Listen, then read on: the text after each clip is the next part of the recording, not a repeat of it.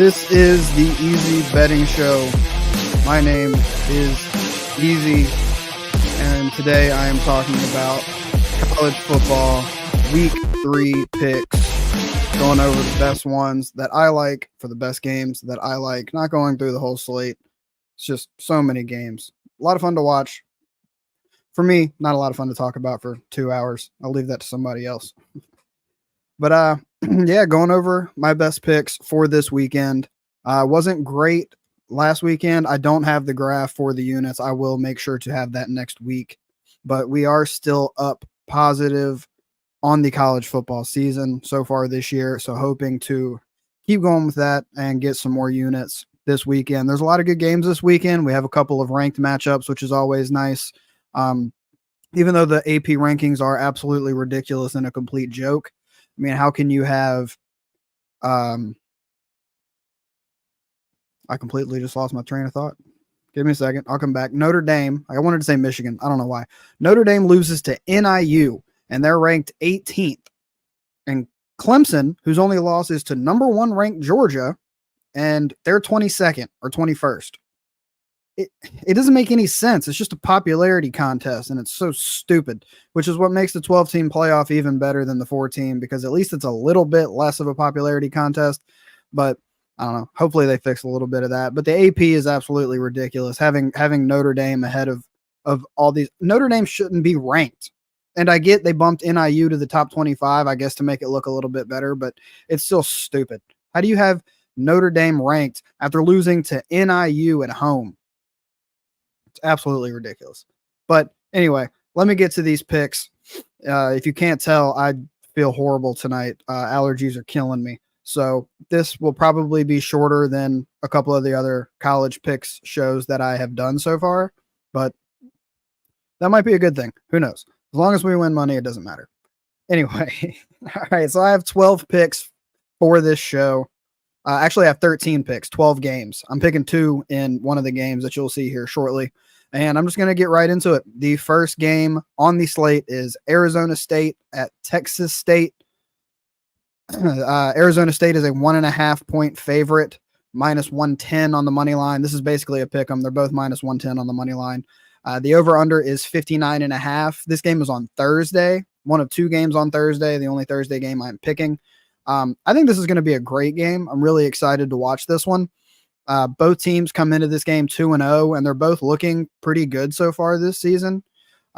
Arizona State's beaten Wyoming by 41, and then they beat Mississippi State by 7, but they did leads 27-3 at the half.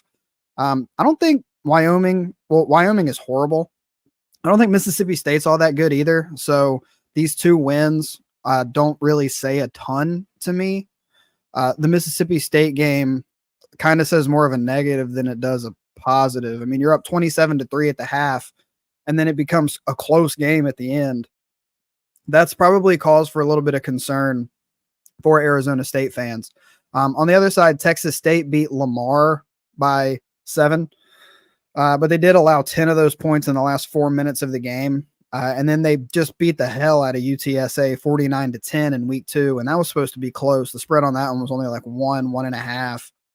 The Lamar game, I don't think says much, because I think it was one of those, we're not going to really show you anything because we know we have a big game coming up next week kind of a deal. So I wouldn't really put anything into Lamar.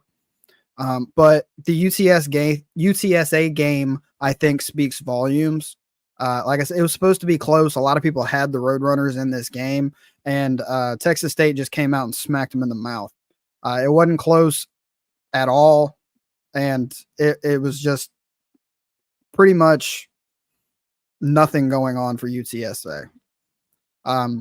As for kind of what happened within those games, Sam Leavitt for Arizona State, he's looked good so far, which I don't think a lot of people expected him to be, at least not early in the season. He hasn't been amazing by any means, but he has gone 24 of 42 for 227 yards and 2 touchdowns. The main benefit for him is he's only been sacked twice so far this year. Now, granted, the teams that they're playing take all of this with a grain of salt, but still not bad. He's also ran 19 times for 115 yards and 2 touchdowns. So Kind of one of those dual threat quarterbacks that everyone seems to have nowadays. So,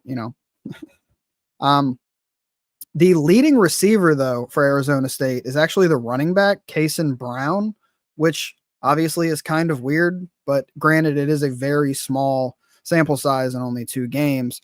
But still, to have your running back as your leading receiver, a little bit weird. And he only has 2 receptions for 73 yards and a touchdown, and one of them was a 68-yard reception.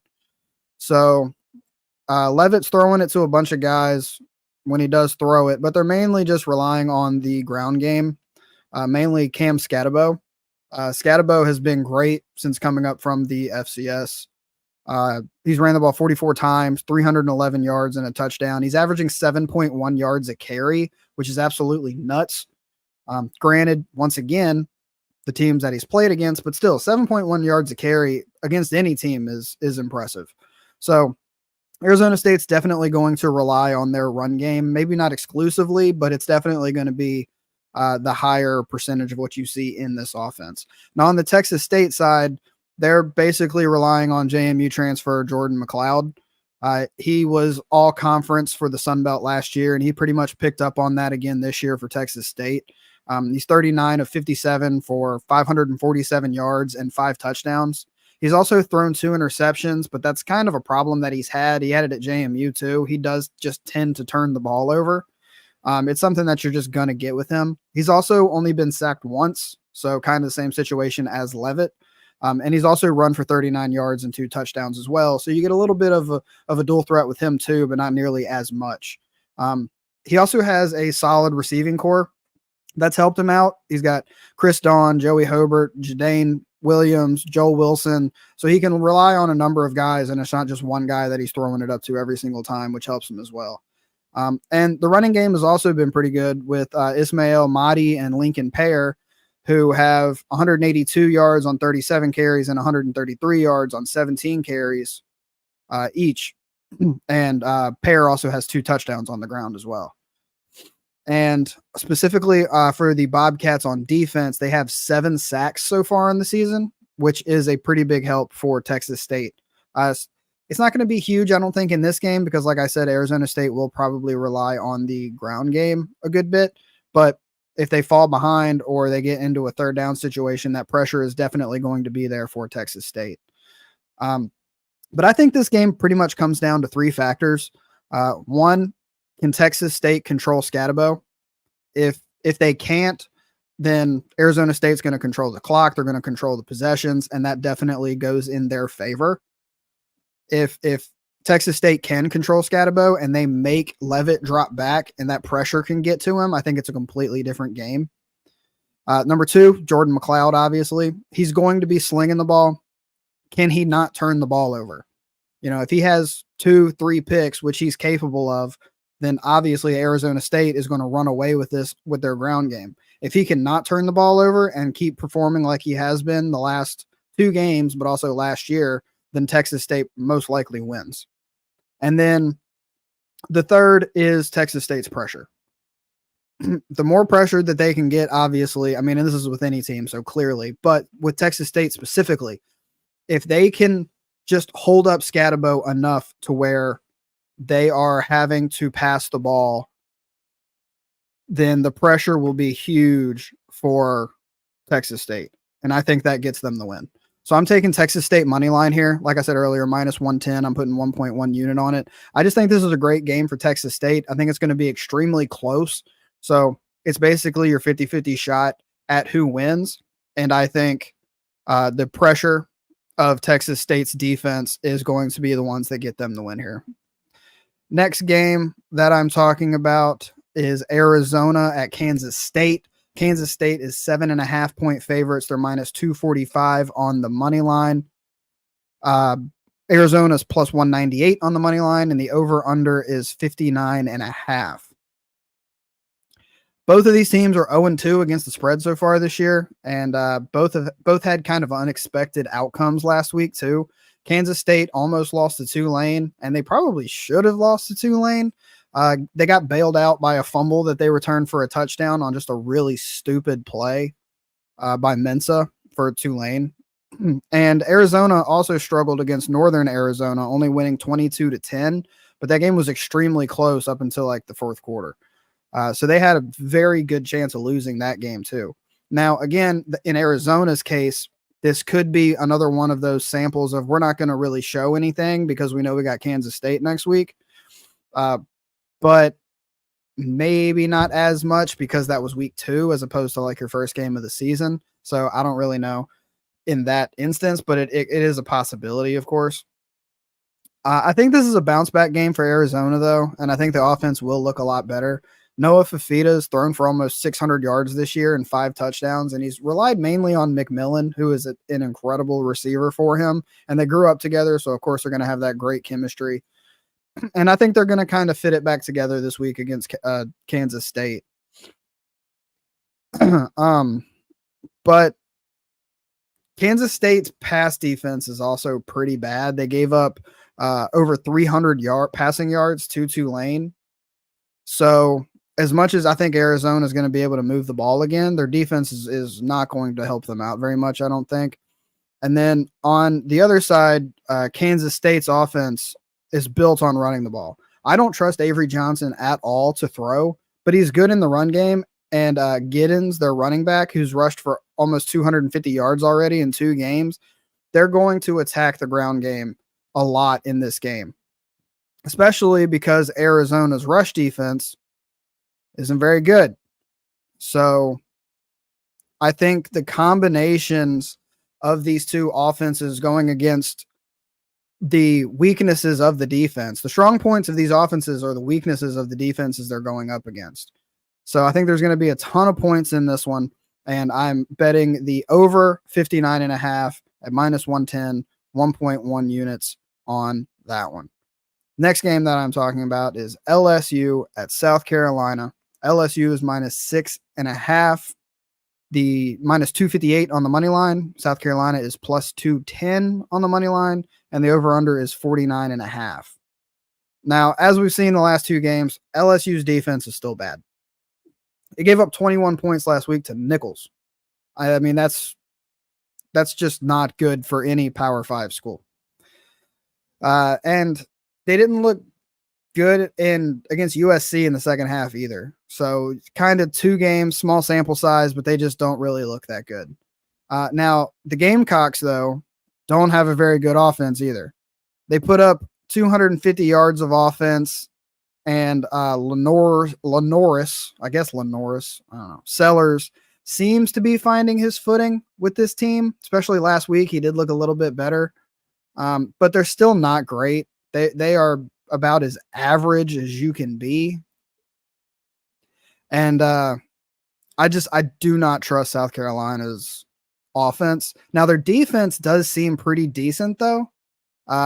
They did let ODU put up 19 on them in a game that they probably should have lost, but they kind of stuck it out at the end to get the win. But they looked really good against Kentucky. But I think that isn't as much South Carolina's defense is really good, more as Vandegrift is just awful. Vandegrift looks really bad.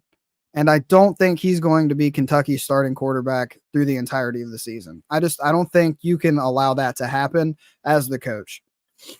So yes, South Carolina's defense has been good. How much of it was them being good as opposed to just getting lucky and playing shit teams? I think it's more the second part.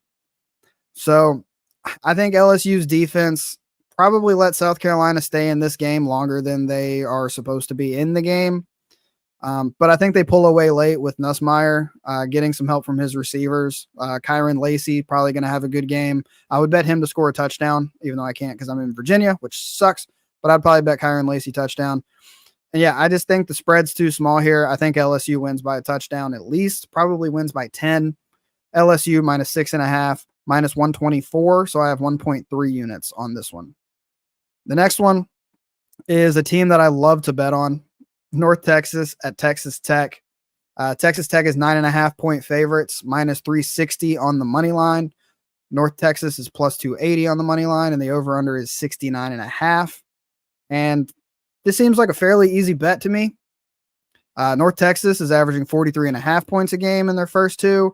with 384 passing yards, 143 rushing yards, and the defense is allowing 29 points a game. So they're scoring a lot of points and they're giving up a lot of points. Texas Tech is averaging 34 points a game with 360 passing yards and 154 rushing yards, and their defense is allowing 44 points a game, which is fucking nuts to be giving up that many points. Also, Texas Tech is probably looking to bounce back in this one. They got blown out by Washington State last week, so they're absolutely going to want to try to get it together. But their defense is going to suck. It doesn't matter. I think their offense will probably improve from last week, and they'll definitely put up more points, but their defense is still going to be their defense. North Texas, they have an absolutely electric offense and also don't have much of a defense. So I'm definitely betting the over 69.5 here, minus 104, 1.1 unit. I know 69.5 can be a lot, but this game could easily be in the 40s. So yeah, I would bet this if it was like 78.5. I think there's going to be a ton of points in this game. I'm also betting North Texas plus 9.5. That's minus 102. So I'm putting 1.1 unit on that one. And I'm sprinkling the money line too, because I think North Texas has a great chance of winning this game. I think their offense can put up as many points as they need to. And even though their defense is not good by any stretch of the imagination, if they get like 2 stops, there's a chance that they win the game outright. So 9.5 seems like way too many points against this offense. So yeah, give me North Texas to cover. Next game that I'm talking about, Boston College at Missouri. Missouri is 16.5 point favorites, minus 780 on the money line. Boston College is plus 530 on the money line, and the over-under is 53.5. And this one looks more lopsided than I think it actually is. Missouri won their first 2 games easily. They looked good doing it, but there wasn't much competition. I mean, they played Murray State, who is an awful FCS team. And then they played Buffalo, who probably ain't going to be that great this year either. Brady Cook has looked good. He's completed over 70% of his passes, which obviously is good, even in a small sample size of only 2 games. And the running game has been averaging 217 yards a game too. So you look at that and you think, oh, Missouri must be great. But then you remember they played Murray State and Buffalo. It's like, what does that really tell you? Nothing. And now they face a Power 4 defense for the first time who's only given up an average of 6.5 points and 214 yards a game. So it's going to be considerably different for them than the first 2 games that they played. And that could kind of be a little bit of a slow start for them, at least at the beginning of the game. But I see it being a little bit of an issue for the entirety of the game just because they haven't seen that yet. And now Boston College is going to come in there and kind of punch them in the mouth a little bit on defense.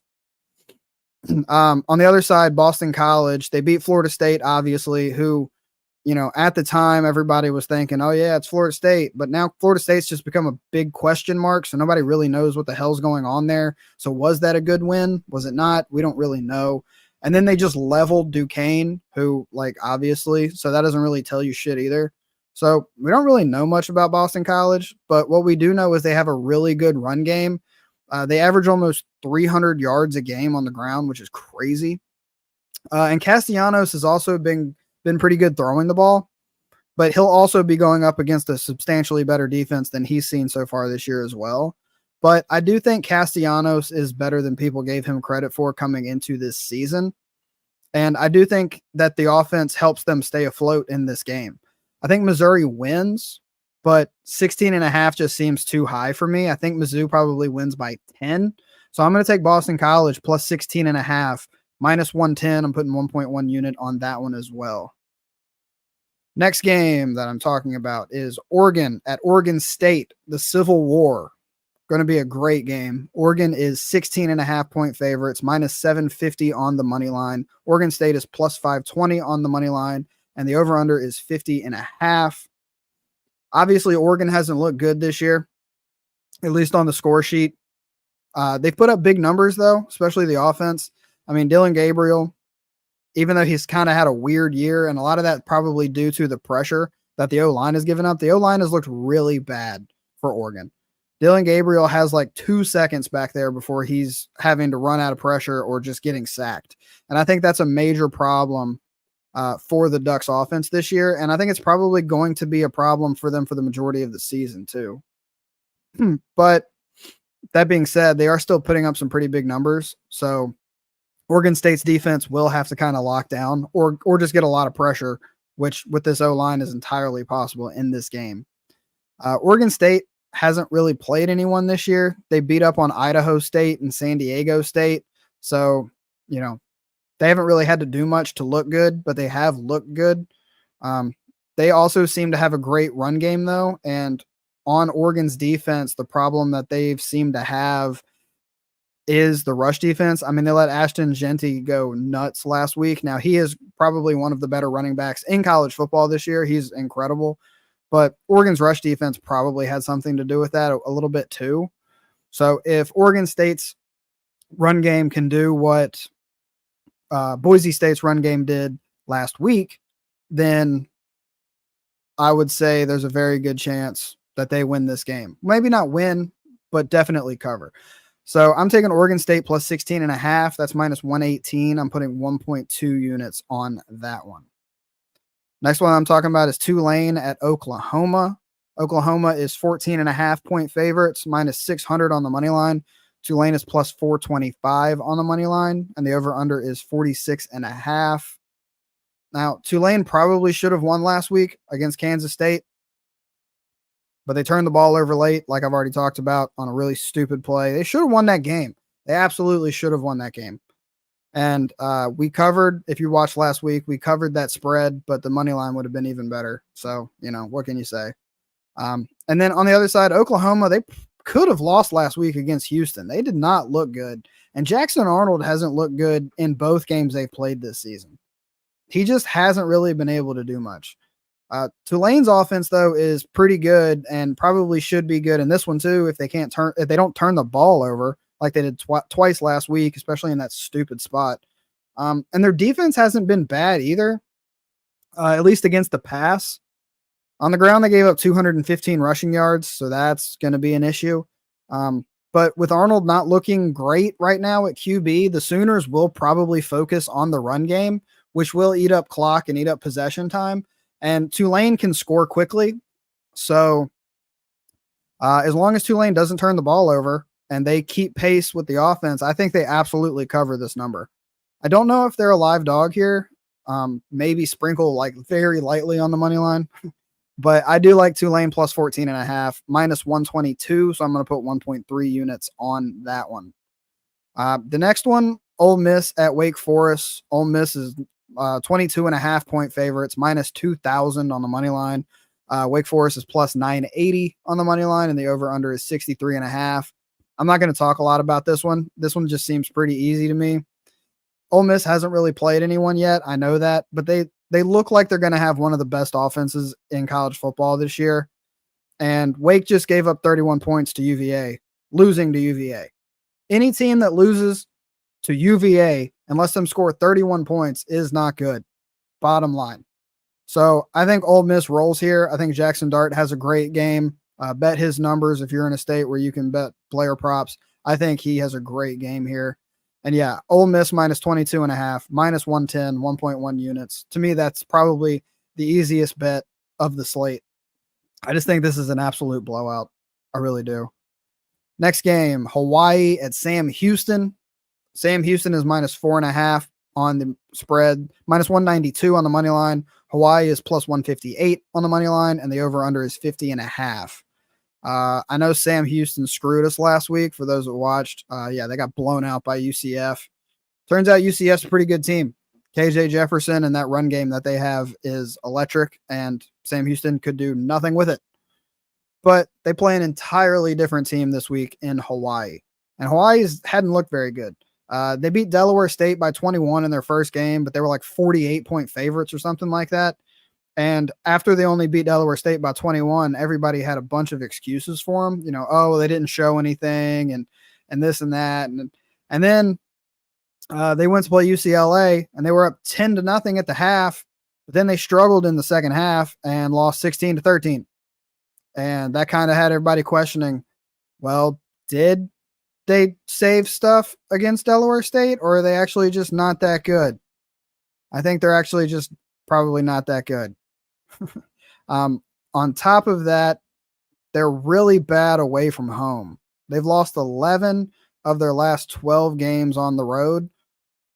And they also haven't covered the spread in the last 4 times they've played Conference USA teams. So I don't think this is a good spot for Hawaii. I think this is a great bounce back spot for Sam Houston.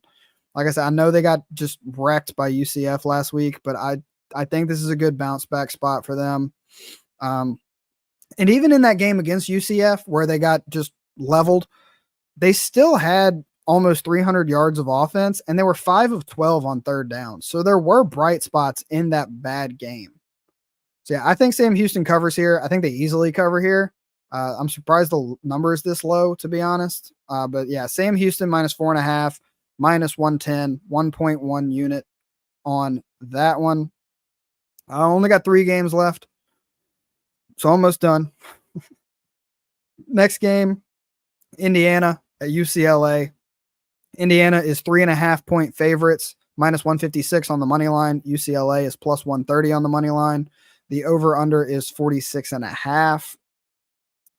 It's kind of weird seeing Indiana favored over UCLA just because of recent years. This just seems weird. But yeah, UCLA is just not that good of a team.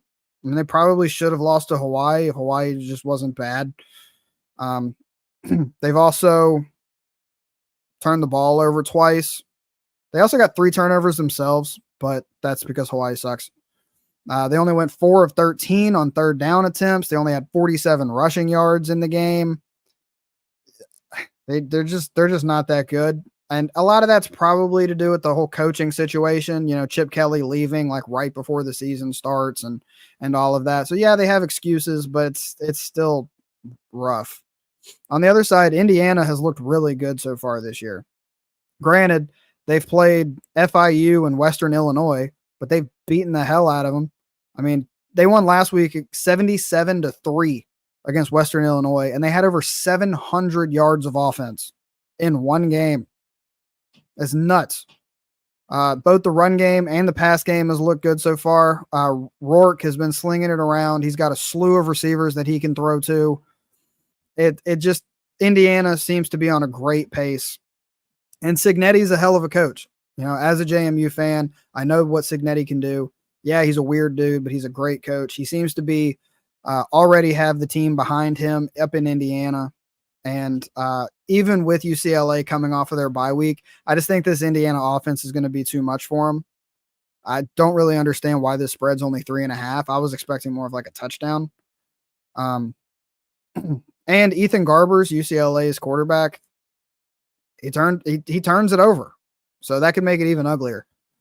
So yeah, Indiana minus 3.5. And you're getting even money on that, which is insane to me. I'm putting 2 units on this one. I really like this play. Second to last one, UCF at TCU. UCF is 2.5-point favorites here, minus 132 on the money line. TCU is plus 110 on the money line, and the over-under is 62.5. Now, as I've said, and as obviously I was on last week, I thought UCF would have a tougher time against Sam Houston. I really did. I didn't trust KJ Jefferson. I didn't think he would be able to do much, but they blew him out 45-14. And a lot of that was the almost 400 rushing yards that they had on the ground. And KJ Jefferson also threw for 169 passing yards, which isn't great for any other team, but for him, not bad. TCU is 2-0, but they struggled early against Stanford before having to come back in the second half and win that game. And then they beat up on LIU 45-0, which is basically nothing. But this will be the first serious test for TCU's rush defense. And with the added benefit of KJ Jefferson being able to run the ball and kind of sort of maybe being able to pass. Yeah. If KJ cannot turn it over, I think they win this in a fairly close game. I'm going to say they win by probably 4, maybe a touchdown. So I have UCF minus 2.5, minus 115. So 1.2 units on that one. And then another one that I'm not going to talk about for very long, BYU at Wyoming. BYU is 10.5-point favorites here, minus 490 on the money line. Wyoming is plus 365 on the money line, and the over-under is 39.5, which is a very low over-under. But then you remember Wyoming is in this game, and they're horrible. They lost to Idaho. It's really all you need to know. I know Oregon almost lost to Idaho, but that's kind of a different story there. Wyoming is just bad. And on top of that, BYU is coming off a good win against SMU. They're 2-0 on the season. And they don't really have to travel that far to go to this game either. So travel's not really going to be much there. But yeah, Wyoming lost to Arizona State in a blowout, and then they lost to Idaho. That's pretty much it. So yeah, I'm going with BYU minus 10.5. Pretty easy on this one. If I'm wrong, then I'm wrong. But I cannot see a world where Wyoming covers this line. They haven't shown a reason to make you think that.